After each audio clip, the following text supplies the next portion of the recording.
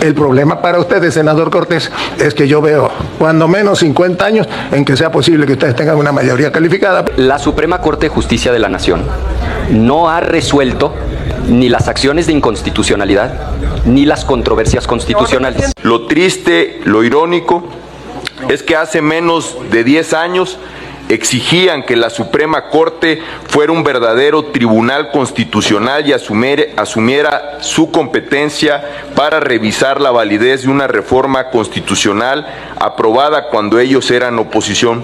Despotricaron en ese entonces contra el gobierno en turno, acusándolo de tiránico y antidemocrático.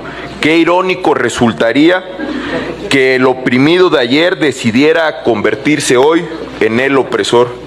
Se advirtió y se dijo que es muy grave violar una suspensión. No, compañeras y compañeros, es mucho más grave que un juzgador se extralimite con funciones y facultades que no tiene. Esta reforma asegura y fortalece ese blindaje y esa garantía del reformador permanente de la Constitución. Y le dice, ay, compañerito, no se preocupe, es solo un decreto. Pues sí, pero es un decreto que está acabando con todo. Y le dice, mire, compañerito, ¿sabe cuál es la solución? Un decreto se remedia con otro decreto. El problema para ustedes, senador Cortés, es que yo veo cuando menos 50 años en que sea posible que ustedes tengan una mayoría calificada para revertir una reforma constitucional del talante de las que ahora se han aprobado en esta legislatura. Muy peligroso lo que dijo la presidenta Claudia Sheinbaum, que 8 ministros de la Suprema Corte de Justicia no detendrían la reforma constitucional. ¿Perdón? Entonces es la ruptura del Estado de Derecho en México. Yo pediría que la titular del Poder Ejecutivo respete a los titulares del Poder Judicial. Eso es fundamental. Y aquí se vino a decir, no, es que las acciones de inconstitucionalidad son porque había complicidad. Yo le diría al grupo mayoritario, senador, le pediría el mismo tiempo que le dio a la anterior con mucho senadora, gusto, para ser consistente. Con mucho gusto, senador. 4 minutitos, gracias.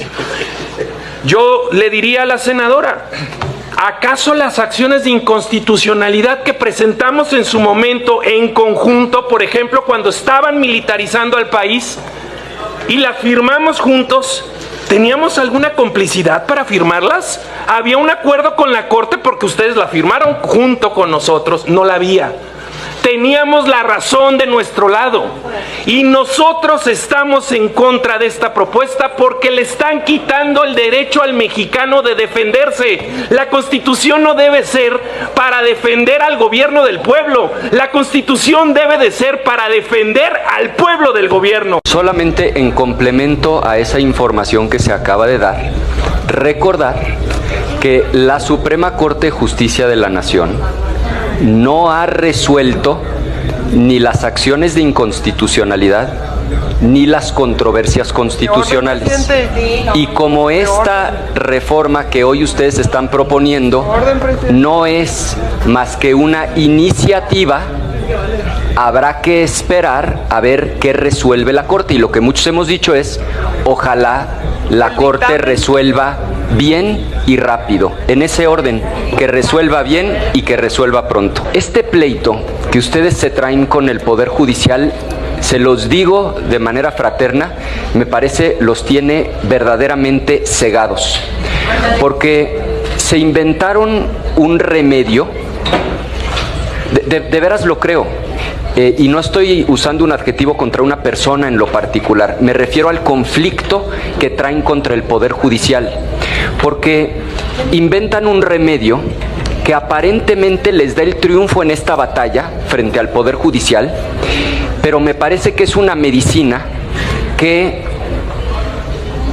acaba aparentemente con el padecimiento, pero mata al enfermo. Y creo que no exagero y lo voy a tratar de explicar con claridad. Decía el senador Insunza ahora antes de iniciar la sesión, tengamos un debate constitucional. ¿De qué se trata esta reforma?